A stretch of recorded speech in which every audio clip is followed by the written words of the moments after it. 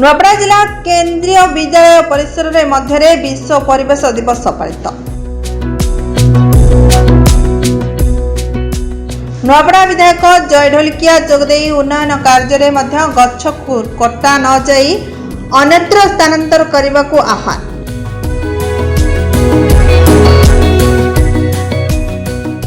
नुआपड़ा जिला केंद्रीय विद्यालय परिसर मध्य विश्व परिवेश दिवस पालित।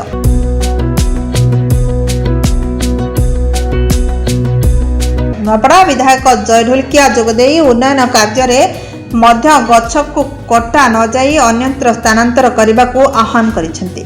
आज विश्व परिवेश दिवस उपलक्षे जिलापाल मधुसूदन दास जोगदे बेले खड़ियाल वनखंड अधिकारी अजेज खान एवं सुनाबेड़ा अभयारण्य वनखंड अधिकारी समीर कुमार साहू, जिला आईन सेवा प्राधिकरण संपादिका नवनीता दास, जिला उन्नयन अधिकारी Lambodar Dharua, CRPF commandant Albert, 19 battalion commandant Deepak Mani Tripathi प्रमुख जोगदे परिवेश सुरक्षा, वृक्षरोपण एवं जंगल वृद्धि पर आह्वान करथिले।